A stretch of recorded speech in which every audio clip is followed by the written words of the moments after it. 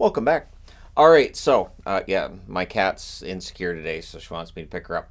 Anyways, that helps with the insecurity, right? But anyways, I wanted to talk about a movie today that I got. I'm a little over halfway through. It's an anthology, so you can go back and watch the rest of it later if I choose to. But I'm still kind of bothered. So the VHS movies I've heard about, and I've heard that they're gory, and some of them are kind of there's some scary parts in it, and some of it's kind of weird, and some of the movies aren't very good. So I saw that there was a new one out, VHS 85, and I thought, I'll give it a shot, right? It was just me home, so I didn't have to worry about, kids seeing anything horrific or my wife being, upset with any of the gore.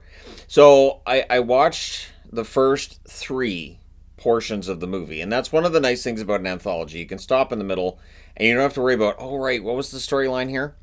So the first story is kind of slow to get going, and then it gets going.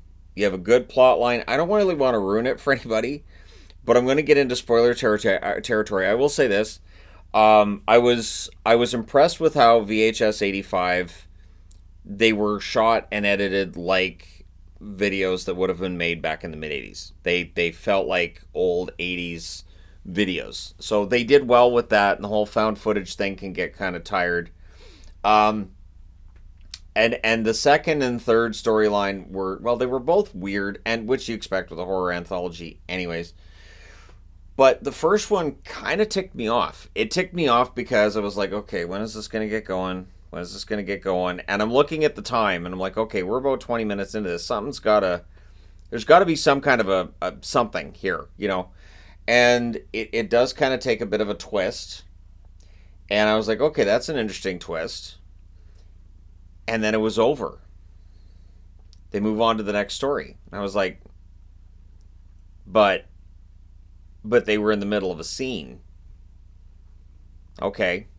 So the second one gets going, and it's about an earthquake in Mexico, and of course back in the 80s there was a pretty major earthquake in Mexico, and so that allows you to use some footage from the actual incident, and it works. You can meld that right in. It absolutely works. But then there's this weird bonkers stuff that goes on, and then it just ends. So I understand how horror anthologies work, but when I look at horror anthologies, I look at like Tales from the Dark Side, Tales from the Crypt, um, and Tales from the Crypt. I mean, every week you got a different story, and there was usually an ending, and sometimes it was not a happy ending, but it was an ending. And Creep Show, you didn't always get a happy ending, but you got an ending. There was an ending to it. Be like, all right, so all of them are dead. Oh, I'm glad I watched that, but yeah, everybody's dead. Don't mock the thing in the water until you're out of reach of the thing in the water, right? Creep Show 2. But in VHS 85, these stories just stop. And I was like, okay, wait. So, and again, I understand how horror movies work. I understand the anthology idea, but there should be some sort of a resolution to them. There should be something there. Like, even looking back at movies like Amazon Women on the Moon, there were some bonkers little skits in there, but there was some form of resolution of sorts. And if there wasn't, it was okay. Like when Ray gets arrested, and again, I'm mentioning Amazon Women on the Moon here. It's really funny, and that's a perfect place to end it. Um, the guy getting caught in the TV, he just shows up at various points during the movie, and so they understood there that you got to pay off some of these gags. And with a horror movie, you kind of need to pay off the storyline. So if you're not worried about spoilers for VHS 85, keep watching. If you are concerned about spoilers, again, they're short stories, and like I'm telling you, there's no resolution. So maybe it's just me looking for resolution in a horror anthology, but it just feels weird to me that there isn't one. So these youngins decide they're gonna go off and go swimming in the woods. And of course they take down a no trespassing sign, so I'm like, all right, I think I know where this is going. I didn't. They get there, there's a sign at the lake saying no swimming. I thought, all right, I know where this is going. I didn't. Um it looked like it spelled out like evil, but they called it like Evic or something. I'm like, but it looked like evil on the sign. And I don't really care. It's not a big deal. I thought evil was a little too on the nose, anyways. But you get them out on the lake, and I was like, okay, so they show this like rotting fish or whatever on the shore, and then it's disappeared when he looks back, and I was like, okay, so something grabbed that fish, right? Something that killed that fish grabbed it and took it back into the lake. All right. So I figured we're going to have your standard something in the lake is going to grab them. And clearly the filmmaker knew that's where your mind was going to go. So they have them go out water skiing, and I'm like, oh, it said no swimming. They're in the water. What's going to get them? Is it going to be like piranha? Is it going to be an alligator or crocodile? Or are we? It's the 80s, so we could do some kind of an irradiated thing. Nuclear radiation was a big thing in the 80s, right? It's in every movie. It's even in Pretty Woman if you look close. But anyways, is my hat really that interesting? Is it? Is that interesting? You got to do that while I'm doing a video? What is with you today? She's such a weird cat today. Just running around the room like she's insane the last video, and now she wants to cuddle. She's a bizarre cat right now. But so they're out water skiing, and I kept waiting for something to grab them. Nothing did. And then all of a sudden you hear gunshots. And these people start getting shot, and I mean shot and killed. Like there's no way around it. And I kept thinking, okay, so somebody's killing them. Now it did say no trespassing, so it's probably like a farmer or a rancher, somebody who owns the land didn't want people there. And so is this going to turn into some kind of a standoff? And it doesn't. The guy with the gun just leaves. All of these people who are dead, they're all dead, come back to life. And still with all of their various heinous wounds and all of that. You're really going to sleep like that, sweetie? I don't think that's going to be comfortable for you, but okay. But yeah, so they all come to, and they realize they're basically zombies. Like, they should not be alive. One guy is carrying around his intestines. Another one's got, like, parts of his brain in his hair. And he keeps picking at it while his friends are like, don't. One young lady, she's lost her jaw. Her jaw got shot off. And so every time she wants to look in a mirror, people are like, yeah, you probably shouldn't do that. The makeup work was really good. I thought the makeup work was really solid. And so they come out on the shore, and they find out that I think it was two of their friends who had not gone in the water. They had been shot and killed too. They don't show it, which I thought was perfect. I was like, good. You don't show it. You show one guy looking in the tent.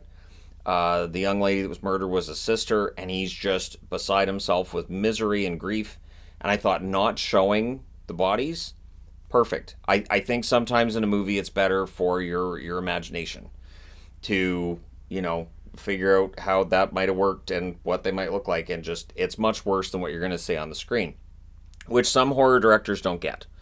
Some horror directors think you just show everything and just gross people out. Sometimes that's fine, but you can still have things off screen and leave it to the viewer's imagination. So they find that the number 7 has been painted in Roman numerals using blood, likely of one of the two murder victims that were there. And so the guy who's like in charge of the whole thing is like, or at least he's the main guy. He's the one that's been holding the camera most of the time. He's not holding the camera at this point in the movie. He's like, all right, so did we get the license plate of the truck that was there, like the truck of the guy who shot everybody? Let's find the guy. We'll bring him back here, and we'll do the same thing to him that he's done to us. Basically meaning they'll throw him in the water, they'll shoot him, and then he's undead too. And I thought, where's this going to go? This is bonkers. And that was it. The end. You never find out why the water brought him back to life. You never find out why a guy shot him, who shot them. You never find out any of it. It's just over.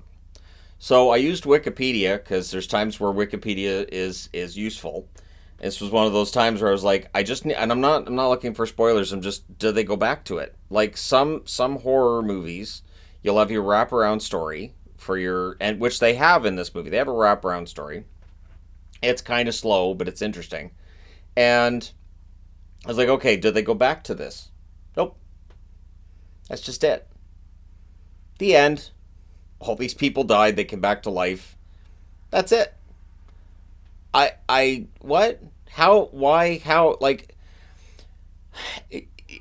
I thought it was a creative enough idea. I thought it was a creative enough story. You could make a standalone movie of that storyline, which I didn't think with the radio station or the TV station and the earthquake. I didn't think that could have worked as a whole movie. It worked as a short. They have one with this weird god of technology young lady challenging the god of technology. It's weird. But it has a satisfying finish. That one actually had an ending. That one was like, you know what? That's an ending. It's not a happy ending, but it's an ending. It's kind of one of those careful what you wish for, which is absolutely a horror trope. It's there. You know, it's the same as when you see in a Friday the 13th movie or any kind of movie like a slasher, somebody going out in the woods like, come on, what have you got? Is that all you got? Don't taunt. Please don't taunt. But it just ended, and it irritated me enough that here I am talking to you fine people about it. And it just ended, and I watched that, like, I think it was 4 days ago. It's still bugging me because I'm like, okay, I want to know what happens to these people. I want to know why. And I'm never going to get that closure. And so I'm kind of wary of watching the rest of the movie in case. And I've heard that the fourth part, the fourth storyline, there's 5 different short stories. That the fourth one is really, really good.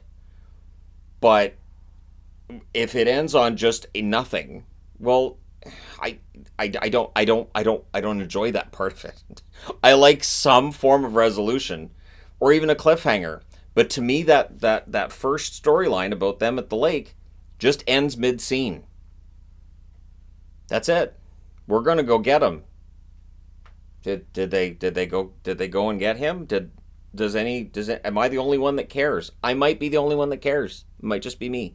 So I wanted to make this video, just post it, just say VHS 85 was entertaining enough that I will go and watch the other VHS movies now. I know there's 5. Apparently, some are better than others. Some people really like the new ones. Some people really don't. I did see reviews saying, well, it doesn't make it feel like 1985. It kind of does. And I think one of the reasons why the let's go back to the 80s idea works is because you don't have to worry about that stupid scene you have in every horror movie now where they don't have cell phone reception. I roll my eyes too. I roll my eyes as soon as this. I got no reception out here. Of course you don't. Oh man, my cell phone doesn't work. Of course it doesn't. I dropped my cell phone in the toilet. Yeah, of course you did. Now it doesn't work. Of course it doesn't. Like it's so cliche now because obviously in the age of cell phones and internet and everything, it's much easier now to contact the authorities if you need to. It's much easier to get yourself out of a bad situation. So they take the cell phone out. But it does get very cliche. So by making a movie that you set in the 80s, well, that's gone. There were no cell phones in the 80s. And if they were like, 6 feet long, weighed 685 pounds. And if you wanted to own one, you had to have the name Chet. You had to have your sweater had to be tied around your neck. And you had to really enjoy playing croquet. Otherwise, your cell phone wouldn't work. So that's how the 80s worked. I'm old enough to remember the 80s because I'm very old. And so to me, VHS 85 worked as a kind of a throwback. Because I do look and I do think, okay, is that how people looked and acted in the 80s? Sometimes there's things in Stranger Things that I'm like, I don't remember that being a common phrase in the 80s. And so then I'll look it up and go, I guess it was the round. I don't remember it being that common. Like mouth breather. I was like, I don't remember mouth breather being used that much in the 80s. But again, that's all Stranger Things thing. But I'd be interested to know your thoughts. Did you enjoy the VHS 85 movie? If you haven't watched it, if you've watched the other ones, do they all end like that? Do they all have like a story that just sort of ends mid-scene and you're like, all right, here's the next one. Here you go. I understand it's found footage and the idea is supposed to be that this found footage, it doesn't. And maybe the wraparound story explains it at the end, but with the whole alien thing and the tentacle and whatever that is. But anyways, I'd be interested to know your thoughts. Let me know your thoughts. Don't forget to hit like and subscribe. If not for me, then for the wonderful little cat here. She's very happy. I know she doesn't look happy, but she is. She's had problems with her ears, and I think the eardrops we're giving her are starting to have a positive effect. She seems to be happier, though her face doesn't know it. But anyways, thank you guys so much for all your support. Hit like and subscribe if you're browsing your way through. You just happened upon this video. And I will talk to you again. Every time I try to put her down or move her, she just tries to move up and get closer. So this is going to be fun with 16 hockey games today. A very needy cat. Do you have to be needy right now, sweetie? Do you know how many hockey games Dad has today?